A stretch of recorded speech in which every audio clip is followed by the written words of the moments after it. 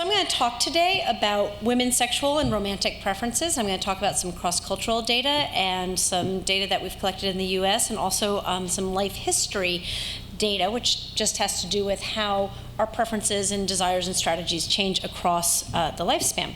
So here's just a little roadmap for what I'm going to be talking about today. I'm going to start off giving you a theoretical, very brief theoretical grounding in the importance of female mate choice, why this is so important from an evolutionary perspective, a Darwinian perspective. I'm going to give you some evidence that women do seem to have patterned mate preferences, so it's not as random as it may appear who women are attracted to and what they're attracted to. And I'm going to give you some evidence that those preferences do vary between different contexts. So they're not always the same. Obviously, they're not the same for all women, but there are predictable patterns, predictable shifts in preferences based on different contextual parameters or different variation or different contexts. For example, environmental variation, and also, as I said, I'm going to talk about life history variation, how our preferences change across the lifespan. And finally, I'm also going to give you some evidence that women do, in fact, act on these preferences, and that these preferences probably did serve as a selective force shaping male characteristics and male traits across human evolutionary history. As Dr. DeBarro said, I do field work with the Shuar, which is a hunter-horticulturalist population in the Amazon basin of Ecuador. I go just about every year. I've been going down there for more than 10 years now. So let me tell you a little bit about the Shuar before I get into the theory.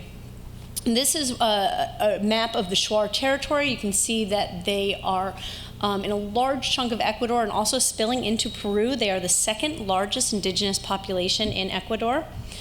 And one of the things that is interesting about the Shuar is that they resisted colonial influence quite late. So really, until about the 1950s, the Shuar were still living in very traditional lifeways.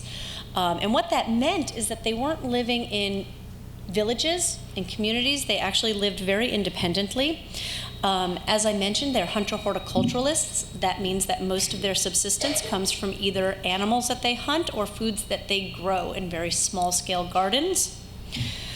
And the families, as I mentioned, they didn't live in villages historically. They lived in independent households that consisted of a man and his wife or wives and their children. Marriage was characterized by strong alliances that were forged between male in-laws. So marriage traditionally among the Shuar was really about male agreements, male alliances. It didn't have very much to do with women's preferences or women's decisions.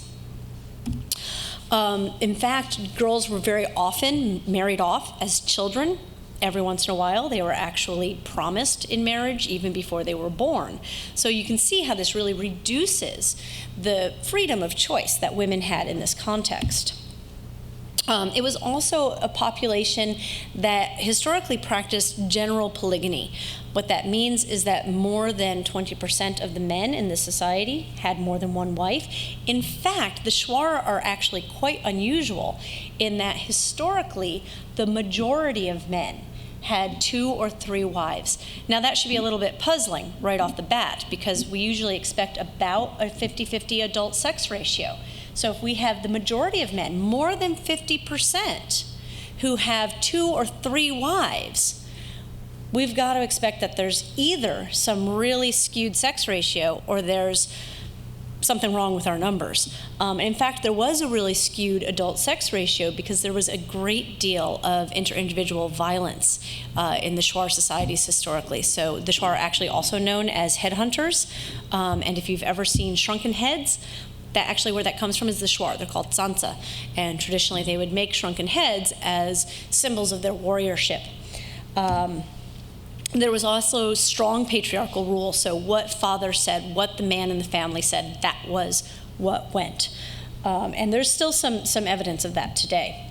The world is, of course, changing. Here are some pictures of sort of what the traditional Shuar costume and houses look like. This is a modern house. You can see in front there's some modern items there, but that's more of a traditional style house. But things are really changing very, very rapidly. So I've been working in several villages. As I said, I started working in Ecuador in about 2003, so it's been just over 10 years that I've been working down there, and have seen some really phenomenal changes. So this village, which I'll call Campunin, which just means remote village. When I first started working there, and when I collected the data that I'm actually going to talk about today, there was an adult population of about 40 individuals. So there was about 20 households in this village, which actually, or about 17 actually, which made it actually a very large village for this area. Most of the villages in this region, they were the seat of the Asociación, the local Shuar Association. Most of the villages in the association only had 4 or 5 households. So this was actually already a really big village. At the time that I was there collecting these data, there were no roads. So the way that we got in, or that I got in, was you'd take a bus from the closest city, which was about a 2.5-hour bus ride over an unpaved road. You'd get off at the stop that was sort of closest to the village, and then you'd hike 12 miles through the jungle. And it was a pretty rough hike. Fortunately, I don't have to do that anymore because I'm not in as good shape as I was then. At that time, pretty much all the food that they ate in this village and that I ate when I was there was grown, collected, or hunted in the village. And there was very little wage labor available. Again, this village was kind of unusual in that area in that there was more wage labor than in most of the others, because many of the men in this village were actually employed as teachers. So they were employed by the province as teachers, and that was actually very unusual for those villages. But even given that, there was otherwise very little wage labor. Just to give you an idea of how much this village has changed, I guess it was 3 years ago now. It was right before my daughter went. So my daughter was there in 2013. So it might have been 2012 that they opened the road, maybe 2011. They finally got a road going to this village. Now there are 3 buses a day that go to the city. And they have Wi-Fi, and everybody has a Facebook account. So things have changed a little bit. All right, so the other village that I've spent a lot of time in, I'm going to call Eruntramo, which just means town. This village was a lot different. So again, these data that I'm showing right here, these demographics, are from when I collected some of the data I'm going to talk about it was 2006 that I collected these data. This village has not changed quite as much because it was already pretty integrated with the larger Ecuadorian population. It had it's a larger village. At the time, it had an adult population of about 75 with almost 40 households. So it's almost twice the size of the other village. It has had roads for more than 10 years. They at that time had regular electricity already. The other village that I was just talking about, they actually do have electricity now too. Which is brand spanking new. That was just this past year that they got electricity. The year I was there before that, they had a generator, and so they had electricity for a few hours every night. But now they have regular electricity. Even 10 years ago, when I first started going to this village, people were buying a large proportion of their food in the market in the nearby town. And most of the adults in this village already were engaged in wage labor. The women did still work in the gardens, and there was already very little hunting. They'd already pretty much killed off the animal population. And finally, I also did some data collection in a high school population. I'm going to tell you a little bit about the data I collected there. This is because, again, what I'm interested in largely is mate preferences and reproductive strategies, mating strategies. And one of the things I wanted to do was make sure I got some data from people who were not already married and didn't already have children. This was a little difficult because the average age at marriage for women at the time that I was collecting these data was about 17. That's crept up a tiny bit. So it's probably about 18 or 19 now. And the average age for marriage amongst men at that time was probably 19 or 20. That's also crept up a tiny bit. So because of that, I actually collected a fair amount of data with a high school population, with students who were in grades 7 through 12, which seems a little weird if I was doing it here in the US, because we don't think of high school students as really beginning to make these reproductive and long-term mating decisions. But they really are at that life stage at that age in this population. And in fact, this was a regional high school, so students came from all of the different villages. They came from both of those villages that I worked in and a bunch of other more remote villages, some that were right on the road. So I actually had quite a diverse population. And those are actually the people that most of them will end up finding their spouses among their classmates.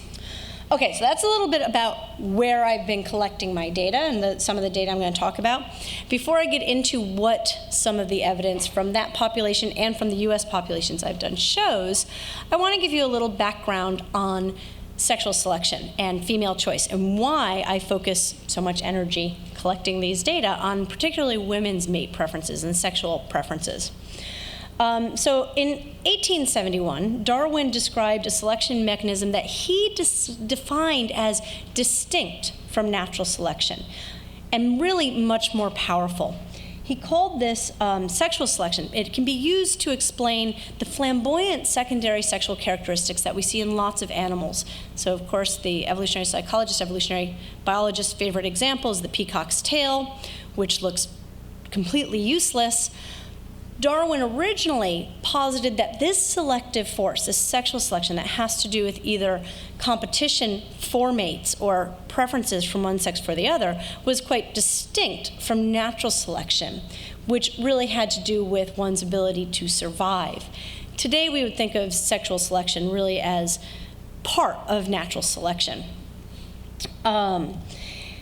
He identified two primary forms of sexual selection. The first being intrasexual selection. So this is a selective force that members of one sex exert on other members of the same sex. It's within sex. And he talked about this as male-male competition, because in most species, the competition over reproductive resources, the direct fighting over access to matings, is done by males. In humans, it's a lot fuzzier, right? Women compete a lot over access to high-quality investing partners.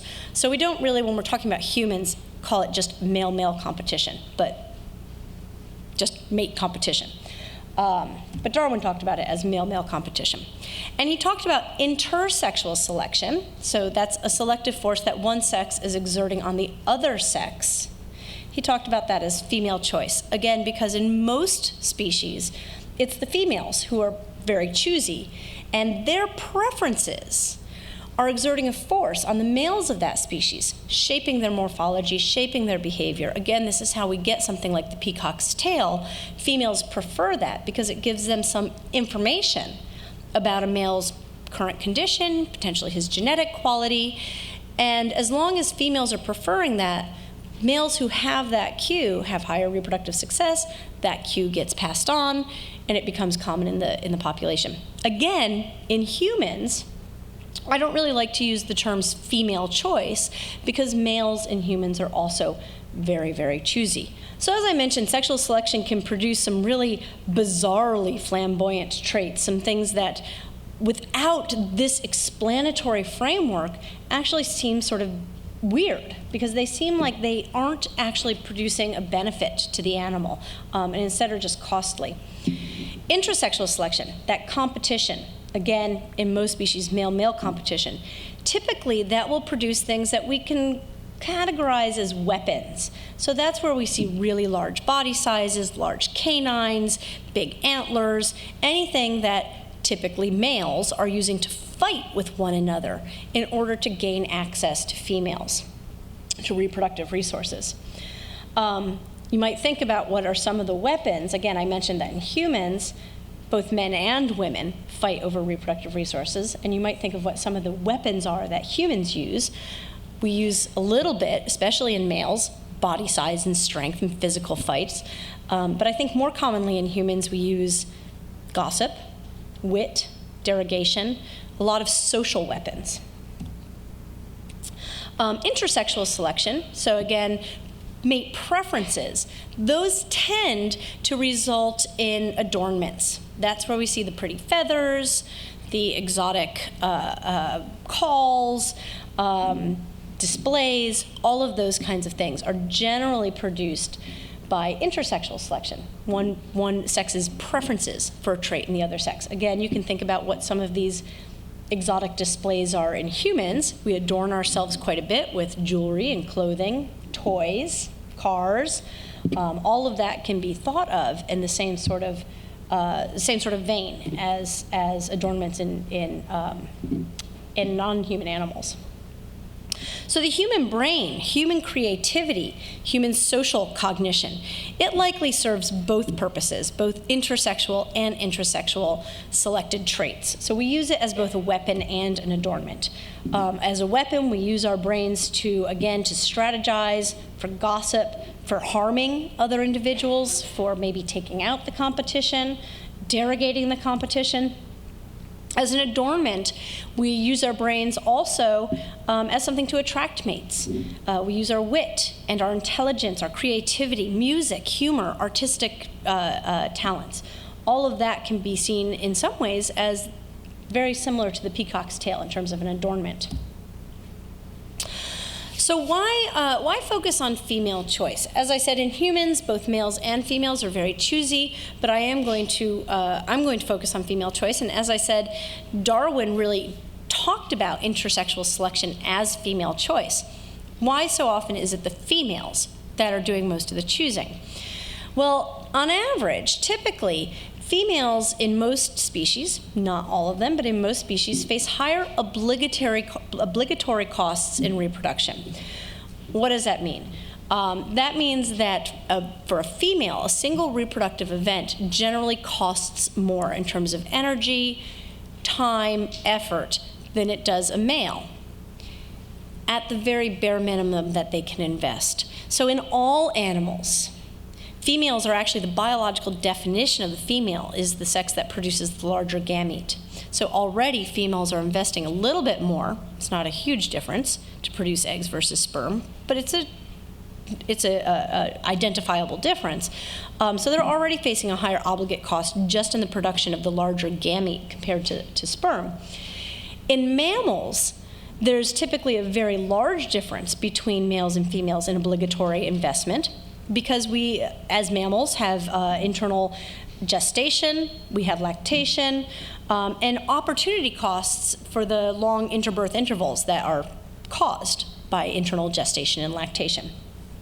This is just some data from some human populations in rural Nepal looking at the energy expenditures among men and women. So you have first, oh, I do have a pointer here. Let me see if I can do it. You have the basal metabolic rate for men in this environment. These are non-pregnant, non-lactating women. You can see that their energy requirements are much lower than that of adult men. That makes sense. Women are, on average, smaller than men, so they probably have lower energy requirements. But here are pregnant women and breastfeeding women. And you can see that pregnant women, on average, have exactly the same energy requirements as men, and breastfeeding women, lactating women, actually have much higher costs than men. In natural fertility populations, where people are not using contraception, where sex reliably results in pregnancy, where we don't use bottles and formula, but we actually feed our babies with breast milk, women most of the time are in one of these two states.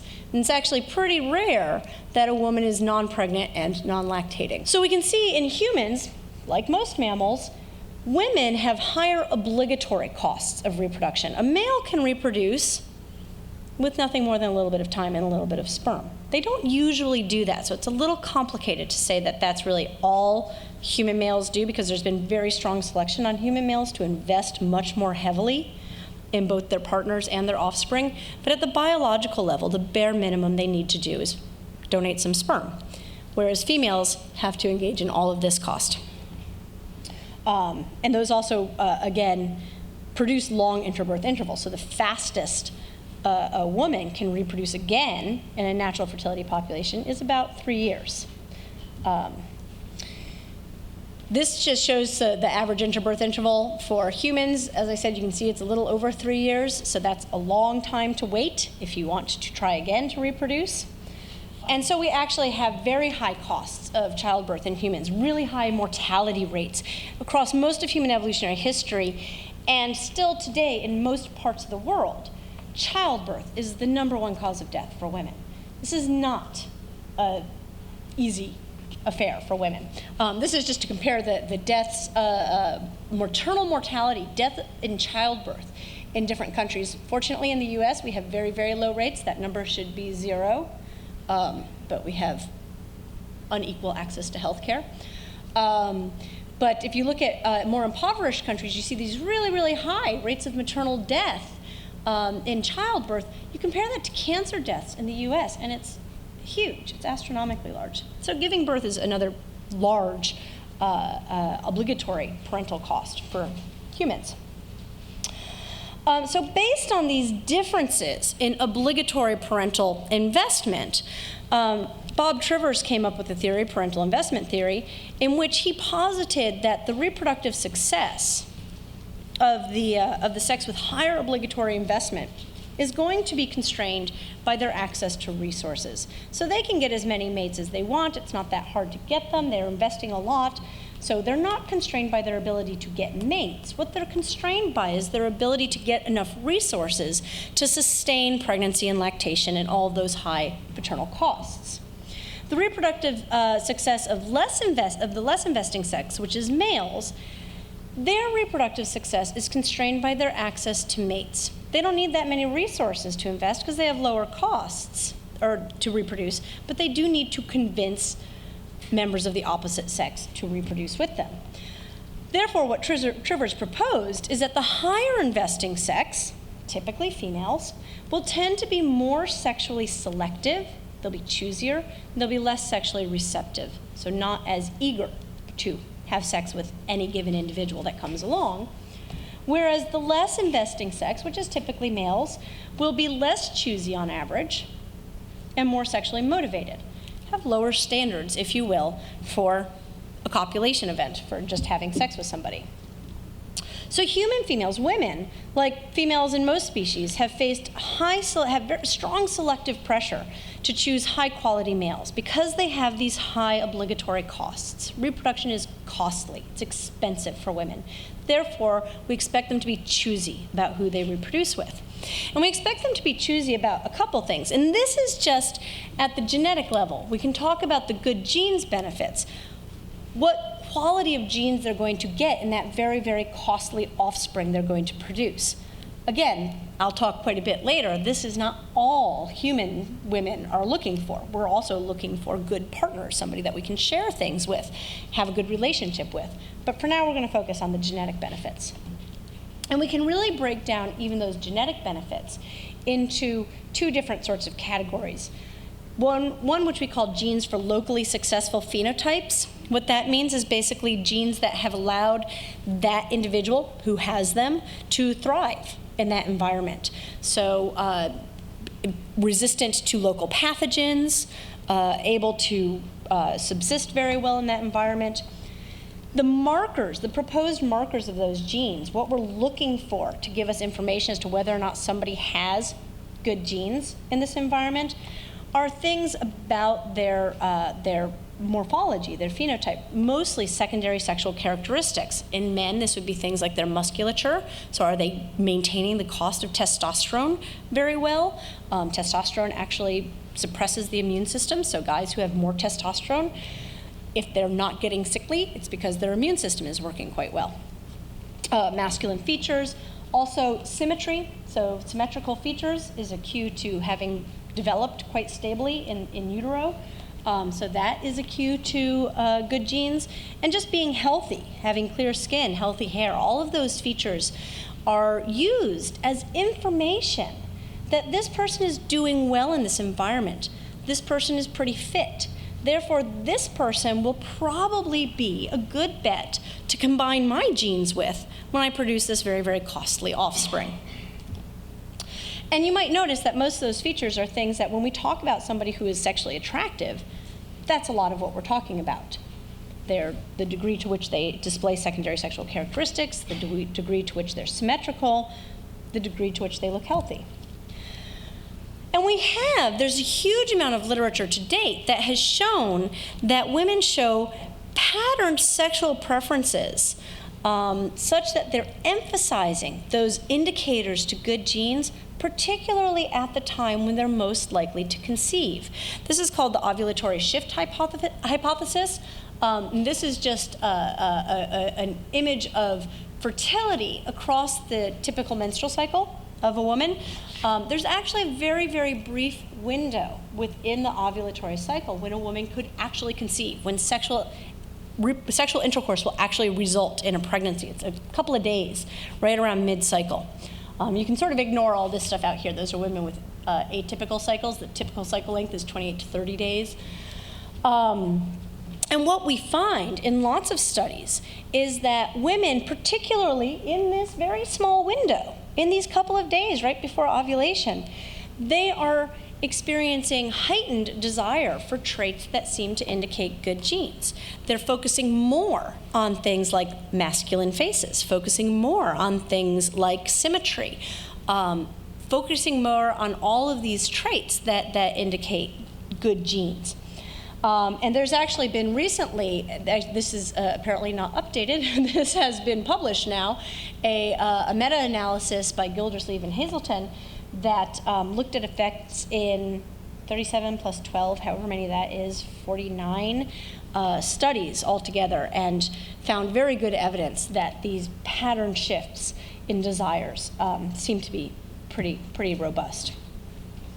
Another component of good genes is also whether those genes are compatible with ourselves. So the good genes I talked about before, that somebody is doing well in their environment, that has nothing to do with me as the reproductive partner, right? If they have good genes or they don't have good genes, that's about that person. But there's also a level at which we're selecting the genetic quality of a potential reproductive partner based on how well their genes are actually going to combine with our own. In particular, avoiding inbreeding, right? Having genes that are too similar is not good. What happens is you get an accumulation of deleterious genes, bad genes, and you end up with really pretty significant costs to inbreeding depression. Again, this is true in most sexually reproducing species. And also, one of the costs potentially in reproducing with close kin is that we actually share several genes on a particular suite of genes called MHC, which is major histocompatibility complex. That's a suite of genes that's involved in our immune functioning. And studies have suggested that the more diverse the alleles are that we have on that suite of genes in the MHC, the better functioning our immune system is, the more it's able to adapt to novel pathogens, the more flexible it is. And so we do better mating with somebody who has, or reproducing with somebody who has different MHC alleles than we do. And there's been evidence, first of all, that women do prefer the scent of men who are MHC dissimilar from them, so diverse genes that are compatible with theirs because they are not the same. And we also my colleagues and I did a study where we looked at selective avoidance of male kin, so potentially inbreeding avoidance. This was a behavioral study. It was kind of cool because we weren't just asking women about their behavior. We actually measured something that they did in the real world. It was kind of weird because it wasn't really about sex. We were just measuring their phone calls, and it wasn't even really about close interactions. But what we did is we asked women to give us their phone bills, and we looked at the numbers of calls they made to the different people on their phone bill. In particular, we were looking at the calls to their mothers and the calls to their fathers, and the amount of time that they spent on the phone with those individuals. And what we found is that at high fertility, they spent significantly less time on the phone with their dads, but not with their moms. Here's what the data look like. So these are the calls that they made to their parents. So you can see the green bars are low fertility. And really, at low fertility, there's not a huge difference between how often they're calling their moms and how often they're calling their dads. But at high fertility, when conception is likely, they kind of stop calling their dads. They start calling their moms more, but they call their dads actually a lot less. We can also see the same pattern when we look at total minutes on the phone, so how long they stay on the phone with their parents. Again, at low fertility, there's very little difference between how much time they're spending on the phone with their mom or their dad. But at high fertility, you see that suddenly they don't want to talk to dad so much. Not so much. we interpreted that as potentially evidence of an inbreeding avoidance mechanism, that at high fertility, we selectively avoid contact with our close male relatives. This is preliminary. One of the things that we would have liked to have done, which would have made this a much stronger story, was if we could have looked at brothers and sisters as well. Turns out that college students at UCLA don't call their brothers very often, so we didn't have enough data to look at that. So far, everything I've been talking about women's choosiness, the things that they prefer at high fertility when they're likely to conceive, the things that they avoid at high fertility when they're likely to conceive, these things are pretty much the same as females in most other species. We see evidence in lots of species of females when they are in estrus, when they're likely to conceive, preferring dominant males, preferring males that seem to have cues to good genes. And we see lots of evidence of females, for example, in wild horses, selectively avoiding close male kin at high fertility, avoiding non-optimal reproductive partners. But humans are also really different from all other animals. And I mentioned before that we have two really important overarching adaptations that have affected just about everything in us as a species. One of those is our large brains, the other is bipedality. Large brains is mostly what I'm going to talk about right now. And those have one of the things that the large brain has resulted in is a real strong shift in our life history pattern. So this is just a quick comparison with chimpanzees. And you can see that for chimpanzees, their babies are weaned. That means they stop nursing them at about age 4. Shortly after they stop nursing their babies, if you look at here, time to self-sufficiency, those babies are pretty self-sufficient, right? So they wean or they nurse till they're about 4, then they wean, then they're pretty much getting their own food. They're not totally adults yet. They're not sexually mature yet, but they're getting their own food. And mom, once that first baby is sort of ready to go and get its own food, has another baby, right? So she's having one at a time. And this is true in most mammals. We have a single offspring or a single litter at a time. Most mammalian moms are not taking care of more than one dependent offspring or dependent litter, if they're animals that have more than one offspring at a time. But they don't have several stacked generations. Humans, on the other hand, do this really weird thing. We actually have a shorter time of nursing our babies. We wean them earlier. And this is not modern data. This is data from foraging societies. So even in natural fertility populations with sort of the natural length of time that human females nurse their babies, we wean our babies at about age 2.5-ish. In the US, actually, women tend to nurse only on average about 3 months, which is not great. But in natural fertility populations, we wean at about 2.5 years. Again, once the baby's weaned, we go ahead and get pregnant again and have another baby, right? So this is, we have in natural fertility populations, in foraging populations, we have an interbirth interval of about 3.5 years. It's pretty similar to that of chimpanzees, it's a little bit lower. But look at this time to self-sufficiency.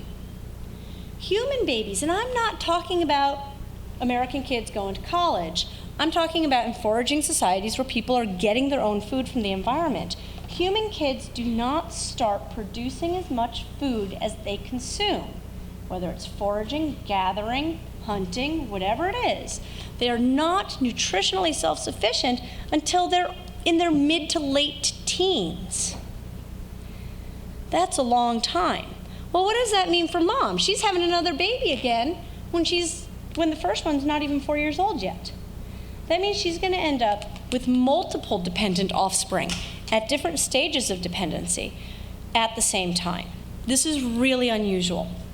This is not something we see in most other species. Some of the possible responses to that are that we also end up seeing this really big sex disparity in the caloric needs and caloric production in foraging societies. So these are data taken from 3 different foraging societies. This is showing women's consumption of calories across the lifespan, that's in the red line, and women's production of calories across the lifespan, which is the blue line. And one of the things that you know, it's certainly not surprising that in childhood, and as I said before, all the way up here to this like late teens, girls are consuming much more than they're producing, especially in infancy, right? babies don't produce anything, and they're consuming a lot. But what we see with women in these societies is that across almost their entire lifespan, or 2/3 of their lifespan, they're consuming more calories than they're producing. And it's not until their mid-40s that they start producing more than they're actually consuming. What happens at around their mid-40s? Menopause, right? So during their entire reproductive lifespan, in these 3 foraging societies, women are producing calories at a deficit. They're not producing enough calories to support their own caloric needs, let alone those of their babies. Where are those calories coming from? Well, this is the men's production in those same 3 societies. You notice again here until mid to late teens, those guys are not producing much. They're consuming far more than they're producing. That's what kids do, little leeches. But then at about 20, they start producing this huge surplus of calories. Men are producing way more calories than they actually need to sustain their own nutritional needs. It's likely that because of the high costs of babies in humans, these really expensive big brains, these slowly developing babies, that there has been selection for sharing the load, cooperating, such that men and women are sharing resources. And it's not until men get older that they again start consuming more than they produce. Again, just as a point of comparison, here's the chimpanzee graph, and this is for male chimpanzees, but the female graph is exactly the same in chimpanzees. It's exactly the same. And what you can see is, again, that chimpanzee babies, right, they're not producing much. Their moms are supporting them until that 5-year mark. And then for the rest of their lives, they're producing exactly as much as they're consuming. What does that mean? All they're getting out of the environment is what they themselves need to survive. So we're seeing a really, really different pattern in humans. This pattern is variable. It's not always this much of a disparity between men and women in every environment. In some environments, women are producing a lot more calories, but it's pretty illustrative of how in humans we expect some cooperation and some sharing, and how that makes reproducing these really, really expensive babies possible. As I said, these features have likely selected for the role of social support. In particular, I'm interested in biparental care. It is not the only kind of reproductive social support. We get social support from our families, possibly from our communities, but it's very likely that biparental care, getting social support from the father of the offspring, has been one really, really important strategy in human evolution. So one of the things I'm interested in is what people are looking for in their long-term partners. And there's a lot of things that men and women are the same on. If we're looking for a cooperative long-term partner who's going to help us raise offspring, really both partners are facing a similar challenge of finding somebody that you can assess, this is somebody that I can actually kind of work with, that I can get along with for 10 years, 20 years, 5 years, whatever it is. And so we notice that people spend a lot of time assessing things like their shared goals, their shared attitudes and values. This is why in most studies where it asks men and women what's most important to you in a long-term partner, a marriage partner, or a long-term dating partner, men and women prioritize the same things, and they tend to be kindness, good sense of humor, interesting personality, those things that are likely giving them information about this is somebody that gets me and I get them, somebody I can get along with. Idiosyncratic preferences, I'm just going to mention in passing. This is one of the things I think is really fascinating about human mate preferences. One of the top priorities that men and women put in the list of what's important in a long-term partner, cross-culturally, in almost every study that's been done, is a good sense of humor. So we universally value this thing called good sense of humor, but we don't universally evaluate it, right? The guy that I think has a really good sense of humor, my roommate thinks is an idiot. So it's this strange thing where we all value this trait, but we define it really differently. That's very different than what we see in terms of, for example, evaluating indicators of good genes, which we're pretty consistent about how we evaluate those.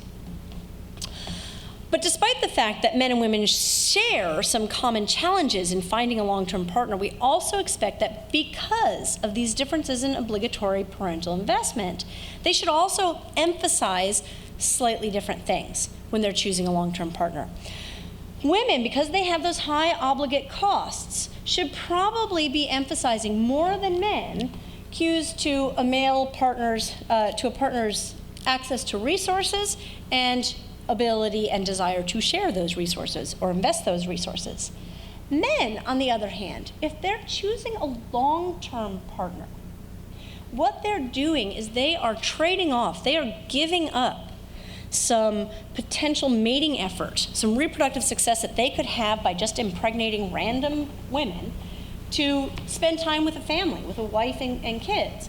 Therefore, they're going to be very selective, and this is where I said that men are also choosy. In long-term contexts, men are very choosy about their partners. One of the things that they are more choosy about than women is physical attractiveness when talking about a long-term partner. We think the reason for that is because one of the information that men are getting from women's physical attractiveness is information about their future reproductive potential. How old they are they at the beginning of their reproductive lifespan or at the end of it? If you're going to give up mating opportunities to invest in one woman and her offspring, you want to invest in a woman who has a lot of reproductive potential ahead of her. So these sex differences in mate preference have been predicted by evolutionary researchers. And there's a lot of things that we know about mate preferences cross-culturally. And one of them, which I'll just put it down there, is that those predicted sex differences have been found cross-culturally. They've been found very robustly in a lot of places.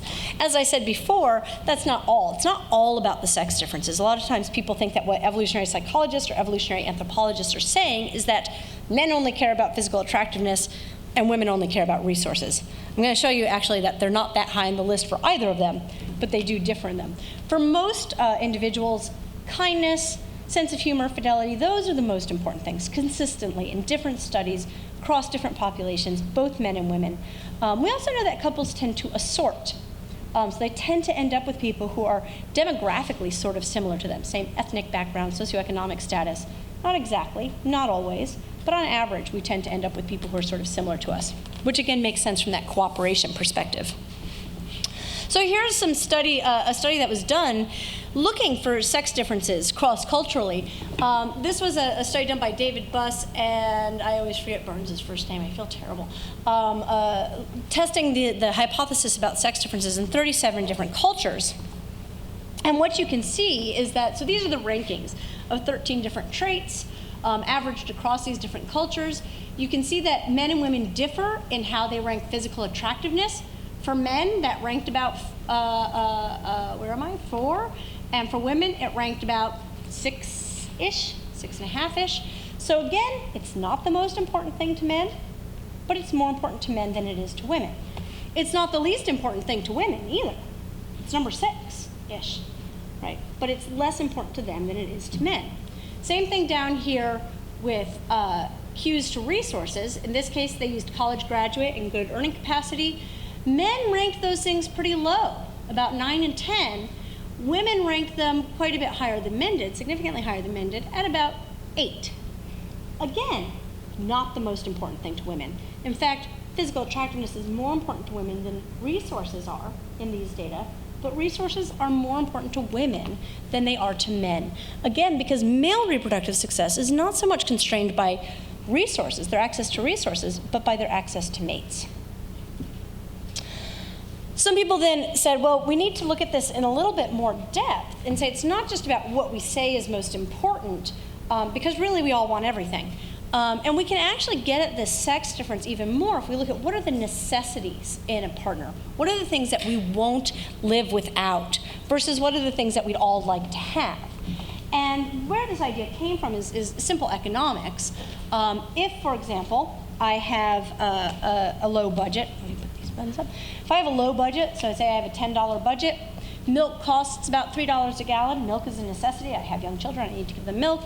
I'm going to spend a large proportion of my budget on that necessity, right? I'm going to spend 30% of my budget to make sure I have that. If I have a huge budget, $1,000, then I'm still going to buy milk because it's a necessity, but I'm not going to spend as much of my budget on it. I'm not going to spend as big of a proportion of my budget because I can get it, be done, be satisfied with the necessity, and then use that extra for luxuries, like this Hermes plush horse, which actually exists. This is a real thing. And I actually created this slide a couple of years ago. I don't know how much this thing costs today. This $930 stuffed horse. What do you think we're paying for there? That's a status symbol.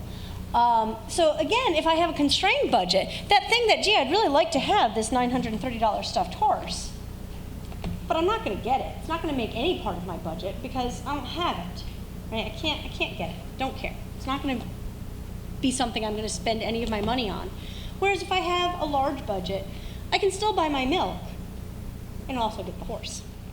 So we use that same sort of idea in thinking about mate choices. What are the things that when really push comes to shove, women won't give up, they need to have, and men won't give up, they need to have. So Norm Lee and his colleagues did a study using that same concept where participants were given different budgets of mate dollars.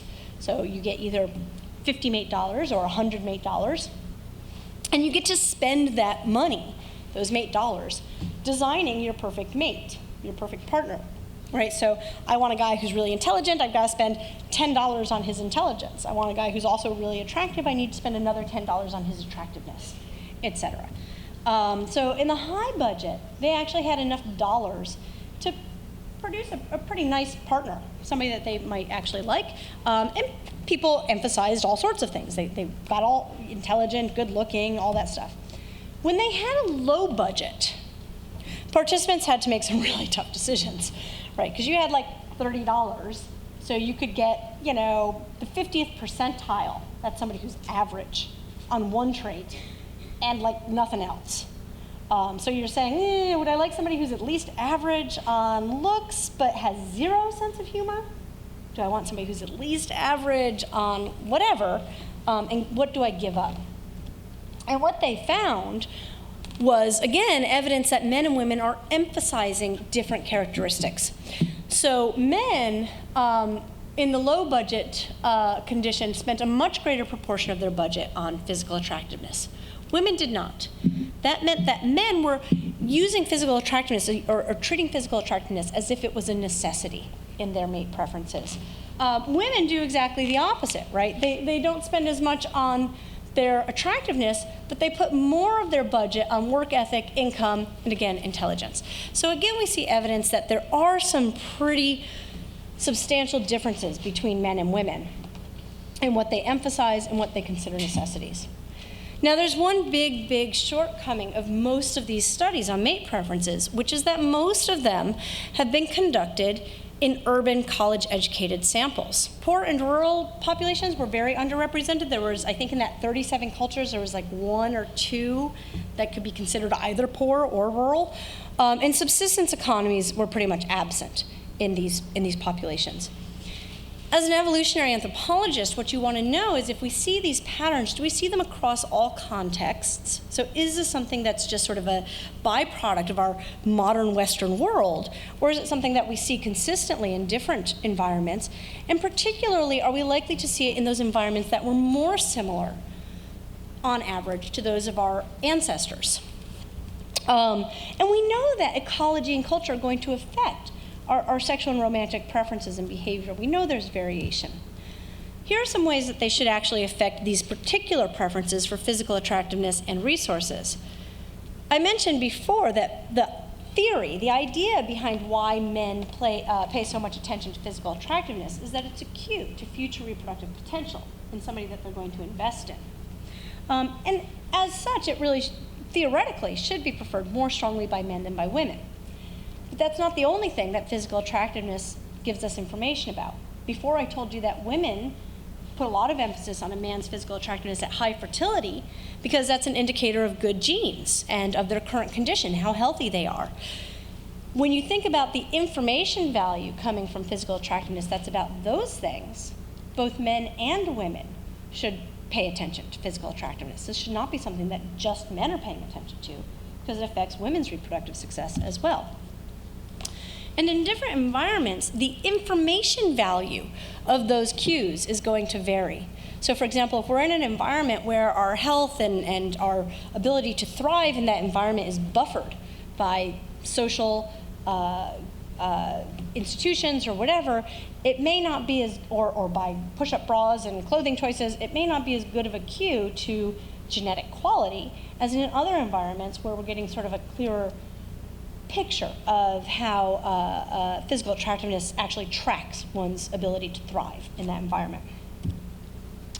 The environment should also affect the preferences for resources.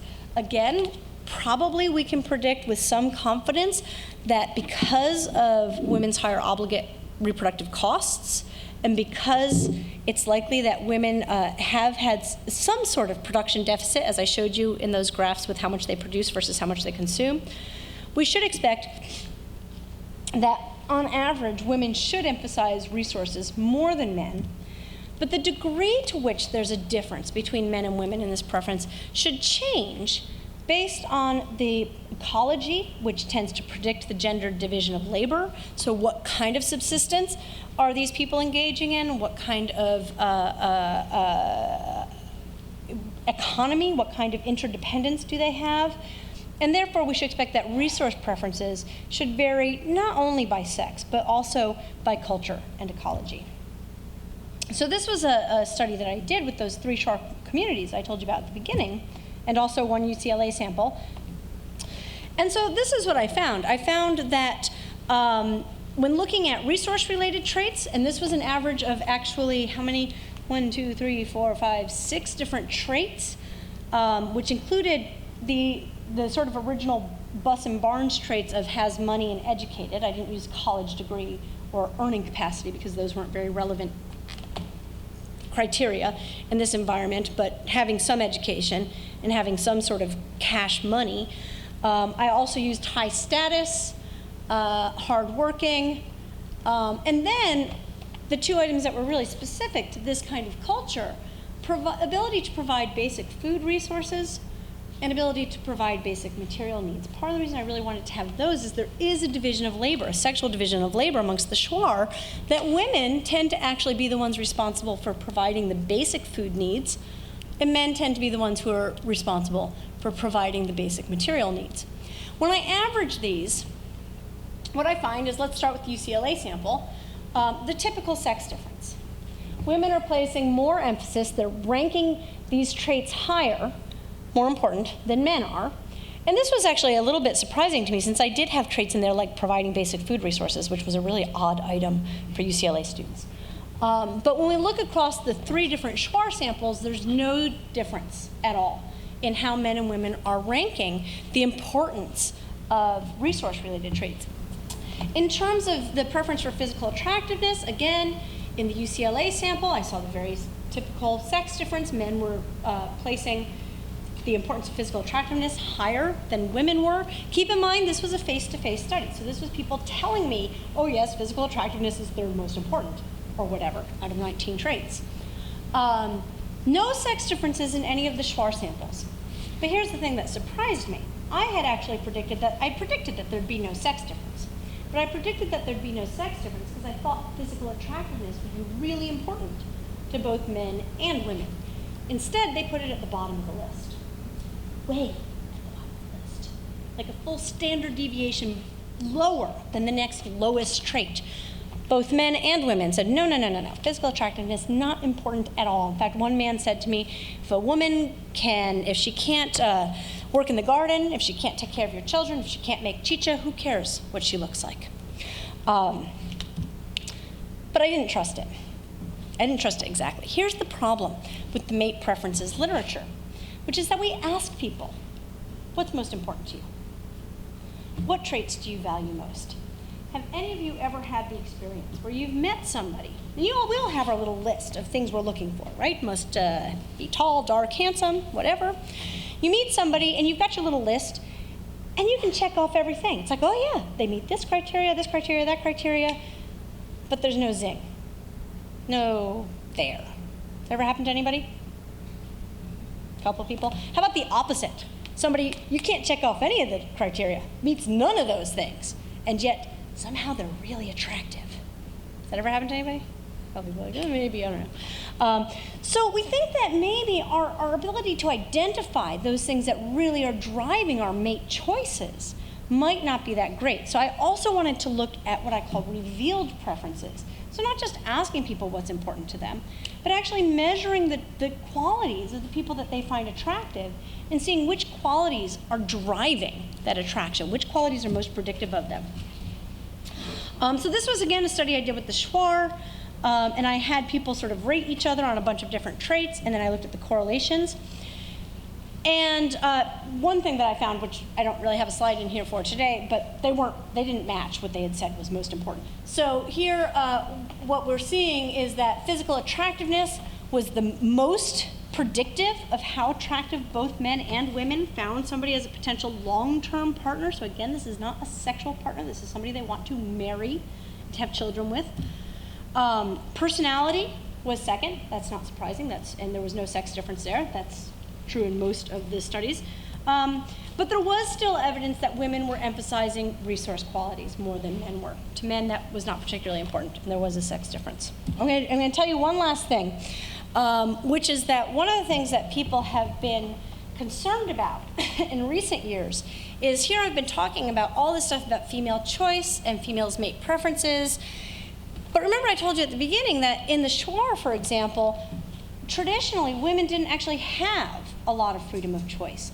And this has become a big issue in evolutionary psychology and evolutionary social sciences in thinking about the importance of female choice in shaping human adaptations.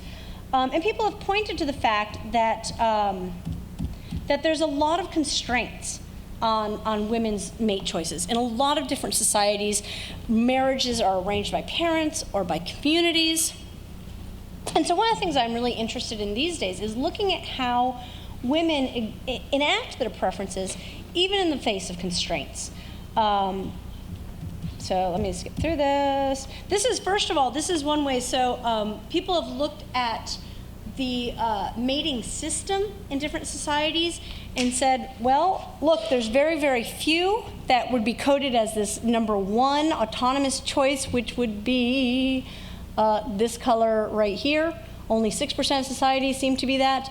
Only about 21% are autonomous with some approval necessary, and have used that as evidence that women don't have mate choice.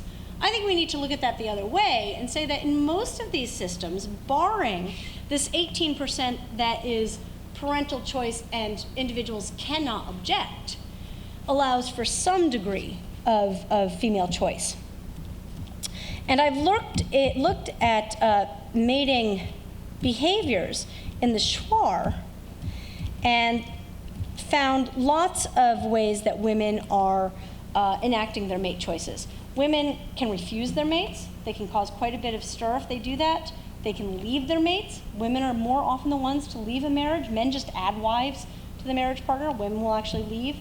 They can attempt suicide. That's a really dramatic way of trying to get out of a relationship. And they commit adultery. Adultery is actually a big concern in Schwarr communities. So these are all ways that even though women have constraints, they can also elope. This is something that's starting to become more common as parent choices are shifting. Women have lots of ways that they're enacting their preferences. It's likely that the Schwarr sample is pretty consistent with other small-scale societies. As I said, it's a strongly paternalistic society. Women's choices are explicitly constrained. And there are conflicts of interest between parents and daughters and between men and women. There are also very tangible costs to opposing the wishes of parents or defying one's husband, but there's, as I said, lots of ways that women can and do subvert the wishes of others. So in the future, what we're looking for is to start actually trying to get a handle on these psychological mechanisms that have to do with signaling mate quality, not just to a potential mate, but to a potential mate's parents or other decision makers, and also how we might actually resist or resolve conflicts of interest between particularly parents and offspring. Thank you.